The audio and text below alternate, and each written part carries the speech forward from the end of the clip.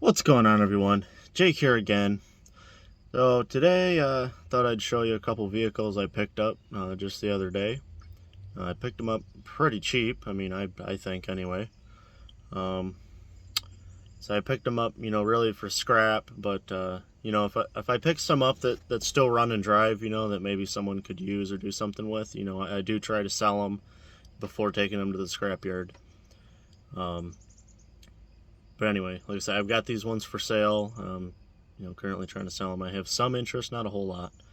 Um, but anyway, I'm going to show you the first one I'm sitting in right now is I think it's a 2000 Jeep Cherokee. So let's take a look. Okay, so here it is. Not the prettiest thing ever.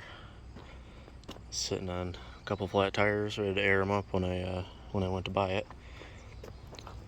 Missing a headlight. It does have the very good 4.0 in it.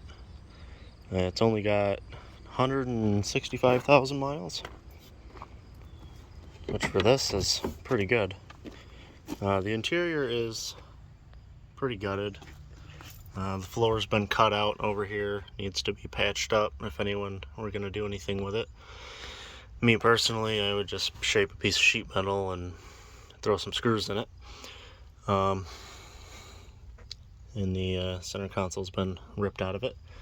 There's a seat mounted in the back. So the headliner and other plastics have been tore out. The body is not great. It's similar shape to what most of these are. It is missing the whole rear hatch and taillights and rear bumper, which, you could get a rear hatch and taillights at any junkyard, really. But as far as the rear bumper, they're known for rotting out right at where they mount on the frame, which is what happened to this one, it looks like. But if you're just going to use it as a mud toy, which is, the kid I bought it from, that's what he used it for, you really don't need that anyways. These two tires are still holding air, surprisingly. It looks like that one's slowly losing it. This side is actually better shape than the other side. I mean, the rocker anyways, obviously not the door, but usually the rockers rust out and people just cut them right out. He said it's got a 3-inch rough country lift on it, which you can see it is lifted a bit. But yeah, the biggest thing is the floor over here. Not the best. Which these things all rot out. The floors rot out, the rockers rot out. But as far as the drivetrain, they'll run forever. I had another one of these, an older one, I think it was a 95, but it had that 4.0 in it, and it was missing a cylinder. It was only running on like 5 cylinders. It had a nasty knock. But man, I bought it and took it home. The place I was living at the time, we had a big field with mud holes, and I took it out back and beat on it out in the mud hole, and it kept running. It would stall out and die, and it'd start right back up. And I ended up selling it to a kid, I think, who wanted to rebuild it, but I don't know what ended up happening with it. Yeah, let's go ahead and fire it up. It is 4-wheel drive. The 4-wheel drive does work, which is nice, especially if you're going to be using it as a mud toy. I'm going to say 165,000. Not bad for a 22-year-old vehicle, especially being a Jeep. Say these things usually have well over 200,000. Fires right up, sounds good. No knocks, no ticks. Runs very well. Really why I would hate to scrap this one. Somebody could use the drivetrain in something. I'd say it runs really well.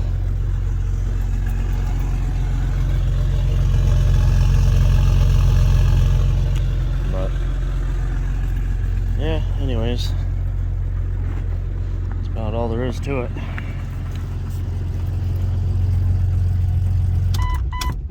Thought about, say, throwing some sheet metal down and getting some seats in the rear hatch and stuff, and maybe putzing around in it, since I drive my big diesel truck every day. It's, you know, the way gas prices are, it's slowly killing me. But anyways, yeah, so that's that one.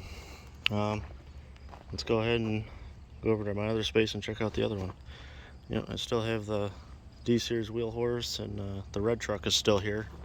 Still trying to figure out what I want to do with this. I think I want to try and reach out to Cody, Whistling Diesel, see if he'd have any interest in doing anything with it. Obviously, he'd, you know, destroy it, especially since his big thing is if it's red, it's dead, and this thing is extremely red. So I don't know. Let me know what you think about that. Okay, and here's the other one, a 2006 PT Cruiser. I'm not a fan of these cars, never have been.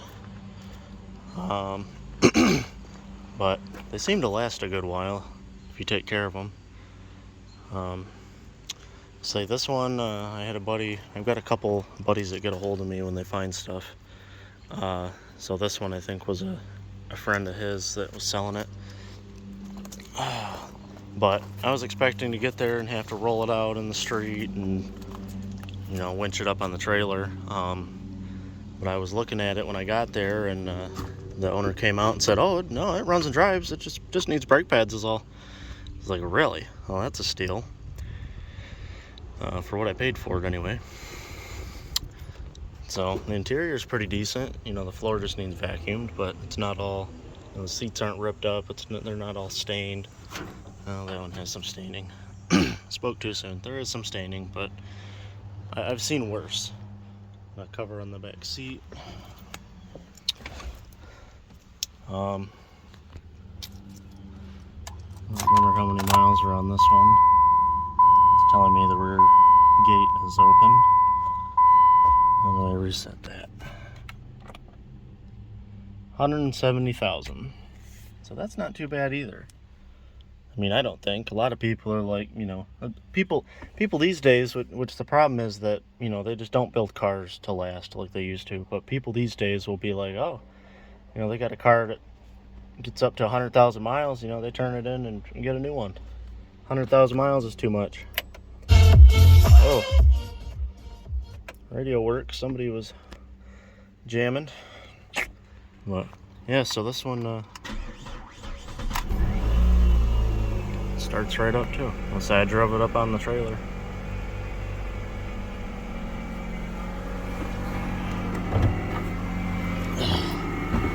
And the body on this one is, you know, pretty typical.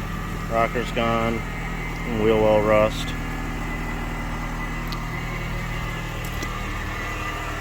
No hubcaps.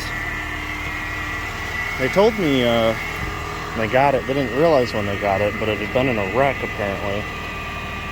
And let me get the hood open.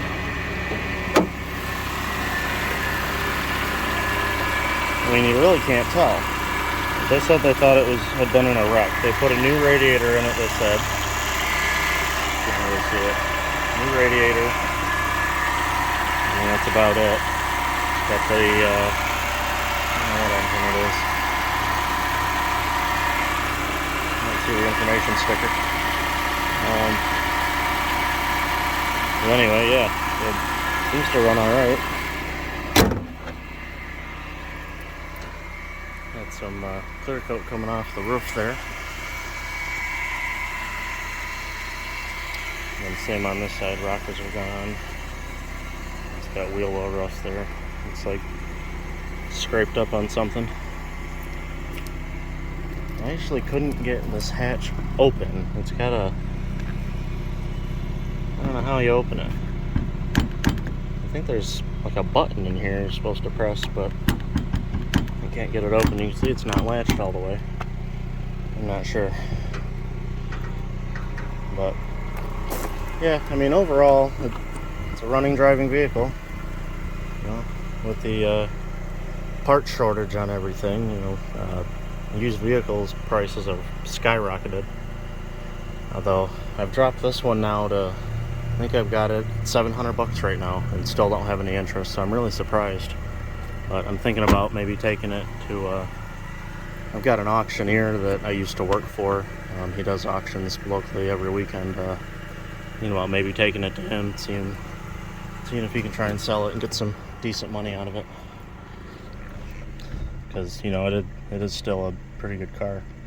Obviously, I would throw new brake pads on it first, and then I would take it up there. I don't know if the book's in here. Yeah, it is.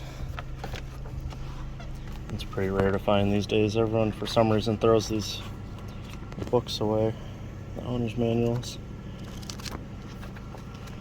And sometimes you'll find the original window sticker too, but that's even more rare.